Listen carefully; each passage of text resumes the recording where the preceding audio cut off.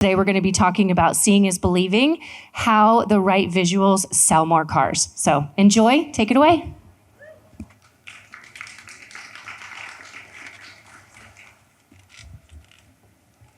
Afternoon, everybody. Good afternoon. Hope lunch was great. We ended up missing it, but that'll be fine. It's fine.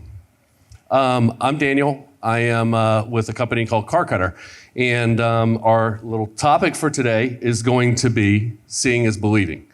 I think that this will hit home for a lot of people that do or maybe don't do marketing at a dealership, but I think a lot of us end up doing marketing no matter what role you're in.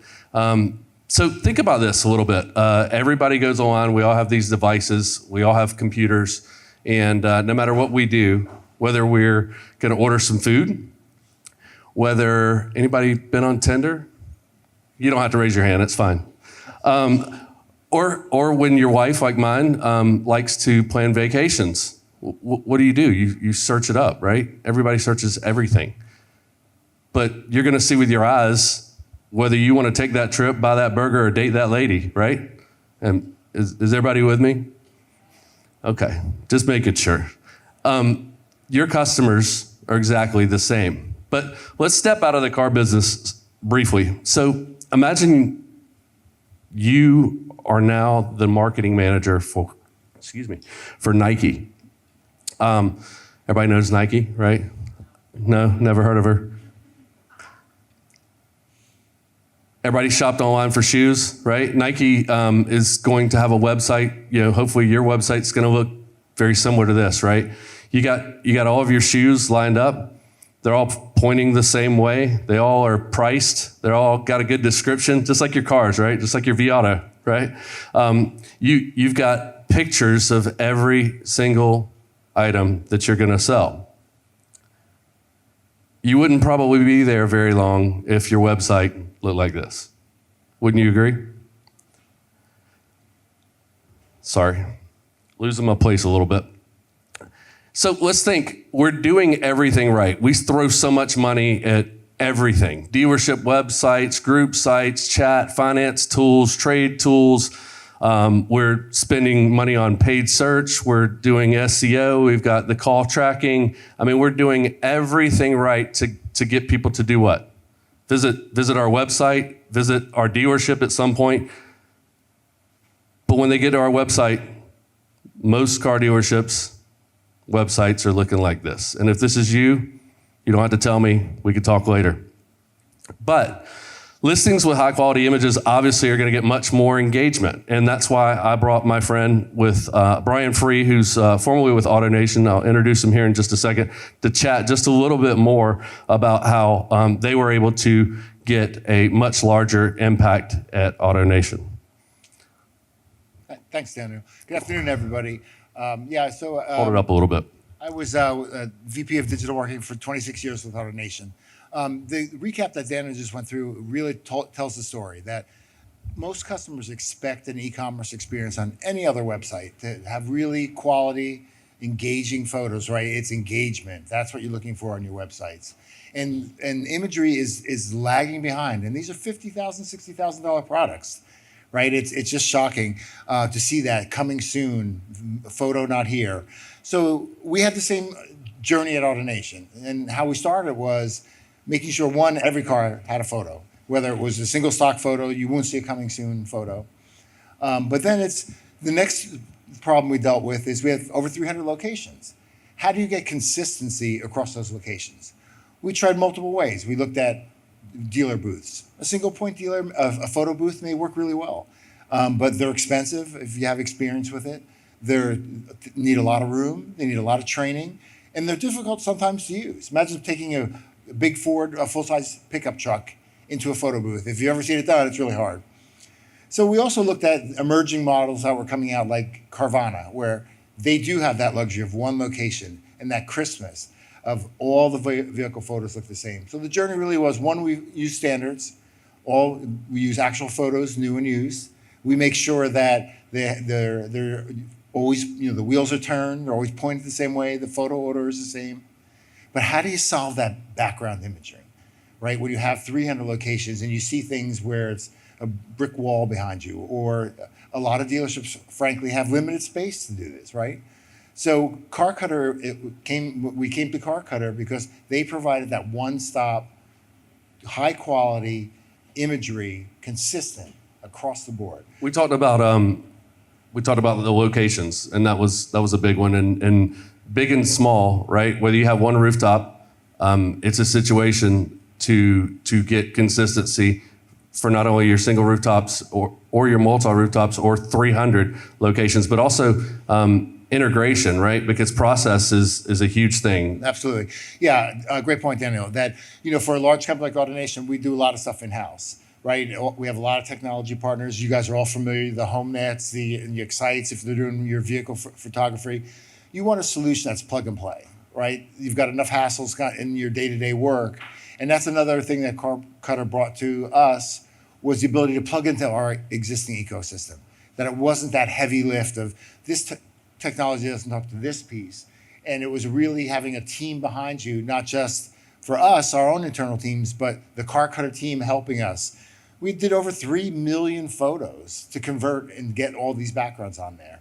And that's a big ask. And again, where I came to being believing in the product is the quality and the support that you receive. And then, it's just not just backgrounds, right? It's the whole imagery of automotive retailing is changing, right? We're getting spins, we're getting hot spots, right? So it's really taking it, going all the way back to the Nike example of really just bringing automotive retailing up to par with other e-commerce retailers. And I know you looked at several partners, and we were blessed to be able to partner with you guys. Car Cutter was, but what made you realize that it was an area of focus for AutoNation? Right. I think we did look at other vendors, and it's really, and I encourage everybody, if you're looking and shopping for one, is to really look at the quality of the imagery, right, and the backgrounding of it. Because, a lot of people, when you explain to them in the beginning, they're just like, hey, you're just slapping a background behind a car. What big deal is that? But it's really using technology to make sure you see the shadows correctly on a car, so it doesn't look like a stock photo. And that's another point too, is that these images also work on your stock photos that you receive for your new cars. So it really gives that consistent image. If you have a lot of cars, on one website, and you want to have that professional look that they all look the same, that's what you're looking for. And then the second piece, as I mentioned, is the support. Right? We all have vendors. We all have to work with them every day. You want a vendor who's a partner with you, right? That understands you, understands your business. And whether it's a single rooftop or a large dealer group like AutoNation, that's the kind of level of service that we expect and we received.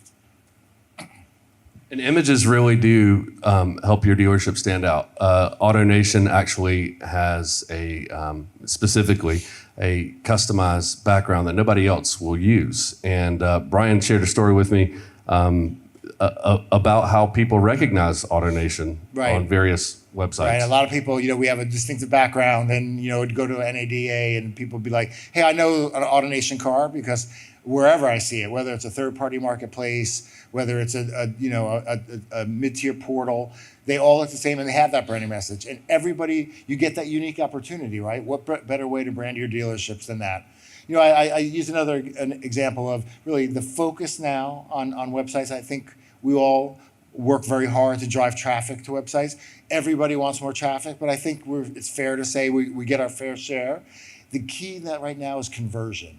And you really need to think of imagery as a conversion tool, right? It's getting people, the VDP is the king, right? No matter where your traffic's coming from, paid, organic, linking over from other properties, they're landing on this VDP. You need to engage your customers. And what we found is by having high quality imagery, people stay on page longer, they go through the photo galleries deeper, and they convert better. And that really is what ultimately what drives me every day, saying, all those other tools that we mentioned before on your website and all the other things that you're spending money on all have the same goal, right? You need to make people convert. And this is, it's basic, but it's so important. And people will not buy something they can't see, wouldn't you agree? Absolutely. And so taking it back to the Nike example, we as Nike, you're going to make sure that $100 pair of shoes has a picture. but we're selling $30, $40, $50,000 Right. cars, and we don't have pictures, Yeah. or we don't have good pictures, and that's Right. the point we're trying to drive home. Yep. Things Imaging. like if you're a dealership in the Northeast or you get bad weather, not a lot of sunny days, right? That's a problem. You have to have your photographer when the sun's out, or it snowed overnight, and you got a whole bunch of cars you got to photograph, and they have snow behind it, right? These are the kind of things that using an imagery background solves for you. I'm happy to open it up for any questions if anybody has any. For me or Brian. How do you feel people react to maybe different backgrounds versus being able to see a store, being able to see it in context? Like, do you have any data on that, or just in general? That's a good question, because we that was one of the fears we had originally too, was does it make it look like a stock photo, right? And this was maybe more a little bit like COVID era, where people were like, is this car really on the lot, right? That people were kind of, so there is, but that I really said, you want to make sure you don't have that. And that's a dealer choice, you know, that we don't have consistent facilities everywhere, right? Every brand looks different. So we struggled with, you know, does the dealer background make sense? And for like, if you're a Ford dealer and that's your one store, might be the right solution for you. But we were looking for something, because we have the portal site with, you know, 25 brands, over 100,000 cars. We wanted that to say they all look the same, you know, and they all, you know, that as you're paging through, it's that quality that's there. And I agree with you. Everybody's situation's different. Every dealership, every dealer group, the way they interact, the way they work together. AutoNation, you know, as a group, brands together, everything's AutoNation. But there are many dealerships that don't carry the name across all the stores.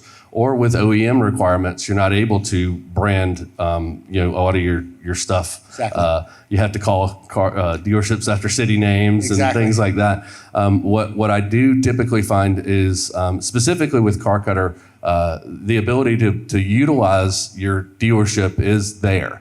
But what I find is that customers don't care about what the front of your building looks like, despite the millions of dollars that dealers invest. They care about what they're coming to buy, which is the vehicle, right? And so I take it back to the Nike equation, or the, you know, Whopper on DoorDash that you're shopping for. They don't hold the Whopper up in front of the Burger King, right? Yeah. No. Car dealers are the only people that do that. Like we always say, right, in the industry, the car is the star, right? So you've got to put your first focus is on making that piece of inventory attractive to consumers and get them engaged and get them to convert, you know, and everything else is background, you know, of a dealership or whatever. If you do focus groups, which we did, you know, really looked at what customers really wanted to see. They wanted, you know, they're engaged customers, right? They want to see the 10 photos of the exterior. They want to see the interior photos. And by the way, the backgrounds are on both, right? They're both exterior and interior. So it just gives that really professional, high quality touch to them.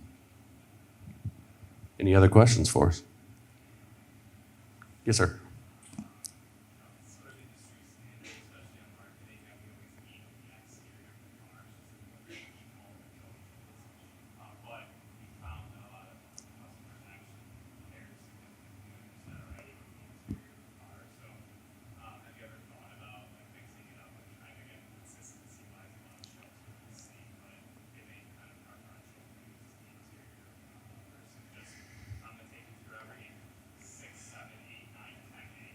Yeah. Yeah. Yeah, it's a great question, and it's hard. We in my experience at AutoNation, we tried to figure that out too. Like what photo order matters, right? And it's hard. And you know, if you put a couple of different examples in front of a customer, you know, like two people were like, you know, I was really looking at the third row seat. That was what really was driving me here. And I had to click through 12 photos to get to see that, you know? And then others were like, I like the hood up. I wanted to see the engine. So I don't have the perfect answer for that, but I think it's something, and I think the industry is going to evolve better to maybe, you know, with using AI and kind of the next gen, you know, it will help be more intuitive that, hey, we know that this customer, you know, the last two cars he looked at, you know, he got all the way to photo 8, which was the rear of the car. Let's serve up the next one. Position 8. I mean, anything's possible, but I think you're right. That's customization to the next level, you know, and a little bit of mind reading about what's driving that particular consumer. But I think you're right on. I've had several dealers, one specifically, that reached out to me and said, "Hey, can you make it to where, I have my first hero image, but then I have various features of the car, typically interior features, the navigation or the entertainment system and the leather and the heated seats, all those things." And I was like, "Yeah, we can definitely do that." One thing in particular was because they didn't want to expand their third-party marketplace agreements to, allow them to have more photos. So the photos that counted were the ones that were early up front, but they also want to maintain that consistency. So when, Auto Trader, for example, they didn't want to spend an extra $5,000 or $10,000 to get 8 more pictures for every car. So they highlighted the features up front. Right. And I think another way, back to your question, just think about it a little bit more, is another way is to, which we're using as well with car gurus, Car Cutter, was to highlight features, right? That if you have 2 Cherokees, one's $10,000 more, it has options on there that's driving that price. And consumers may not get that right off the bat, right? They're just seeing 2 side by side and they're like, why is this one 20 grand? So if you're not familiar with hotspots, it's really, those little dots on the photos, but driving customers to click on it or hover and see, well, this has got the high-end rims, or it's got the tow package. So we built algorithms using inventory data and sorting, obviously there's lots of things you can show. You don't want 15 hotspots on a photo, so your real estate is limited. So we really looked at what were most popular and what were most expensive and highlight those. Another way just to draw the customers, hopefully, to the areas of interest to them. Yes?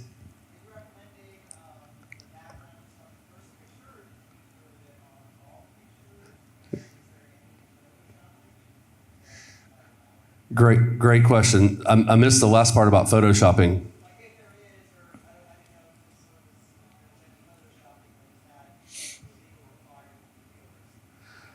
No, that some OEMs may have an issue with exchanging the backgrounds. I've only encountered one.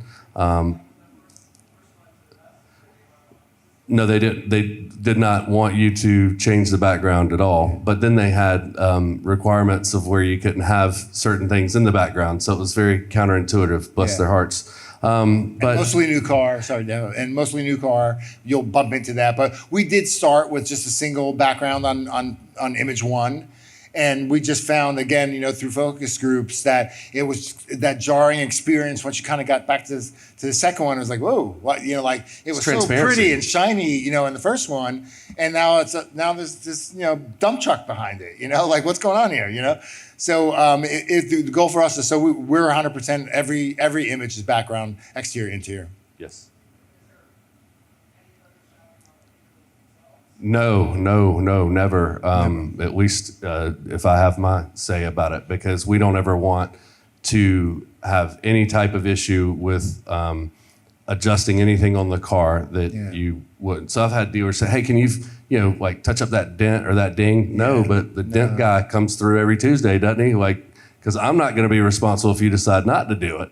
We're never going to touch the car, hence the name Car Cutter. We're always going to go just outside the car. And just a little off topic on your question too, is another thing that Car Cutter brings that if you do look at multiple vendors, is test things like test a car with a wing or a spoiler on it.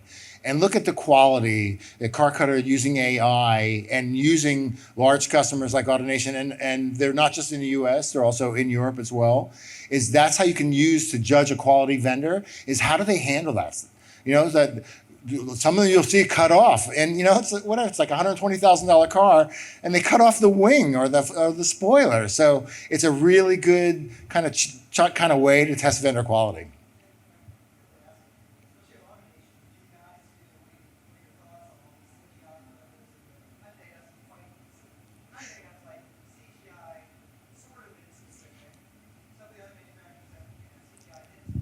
Right.